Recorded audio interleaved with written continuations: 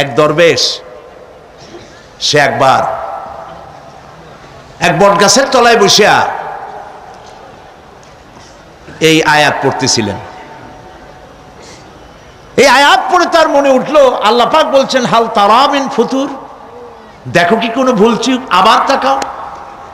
তো সে দেখে ভুল ত্রুটি তো ধরবার উপায় নাই, আল্লাহ তোমার সৃষ্টির মধ্যে কোনো ত্রুটি নাই, তবে একটা জিনিস আমার কাছে একটু বেকায়দা লাগে। সেটা কি? সে বলছে যে আল্লাহ এই যে বট গাছ, বিশাল গাছ, যেমন গাছ ফলটা তো ওই রকম হয়নি, তাল গাছটা যেমন ফলটাও ওই রকম, নারকেল গাছটা যেমন ওই রকম, বেল গাছটা যেমন ফলটা ওই রকম, সালতাটা যেমন ফলটা ওই রকম, ঠিক না? কিন্তু এত বড় বট গাছ, ফল একেবারে একটু একটু। দরবেশ সাহেব চিত হয়ে শুয়ে শুয়ে এগুলি চিন্তা করতেছিলেন।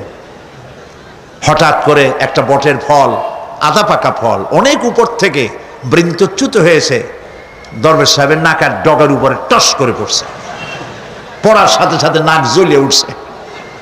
কান ধরে তওবা করে দরবেশ সাহেব সেজদায় পড়ে গেছেন, আল্লাহ কি বুড়িনা করলাম, আমার চিন্তা মতে যেমন গাছ তেমন ফল, তালের সাইজের যদি হইতো, যে পজিশনে আমার নাকের উপরে পড়ছে, নাক তো ভালো, মাথাও গুঁড়ো গুঁড়ো হয়ে যেত।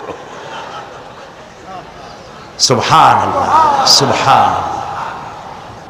আল্লাহ পাক বলছেন ثم ارجع البصر كرتين ينقلب إليك البصر خاسئا وهو حسير। অক্ষমহীন দৃষ্টি তোমার সৃষ্টিতে পাবে ফাঁকি, ফিরাও তোমার নয়ন খানি, ফিরাও কাঙ্গালাখি। আমার সৃষ্টি নৈপুণ্যতার দিকে যতবার তাকাও না কেন, আমার সৃষ্টির ভিতরে কোনো ত্রুটি তুমি দেখতে পাবে না। এই জন্য নবীজি বলেছেন আল্লাহ রাব্বুল আলামিনের সৃষ্টির কলা কুশলতার প্রতি কেউ যদি একবার গবেষণা করে, একটা ঘন্টাও যদি কেউ চিন্তা করে, কয় ঘন্টা? একটি ঘন্টা আল্লাহর সৃষ্টি নৈপুণ্যতা সম্পর্কে একটি ঘন্টা যদি কেউ চিন্তা করে, গবেষণা করে, নবীজি বলেছেন ওই বান্দার আমল নামায় আল্লাহ পাক 60 বছরের নফল ইবাদতের সব লিখে দিবে।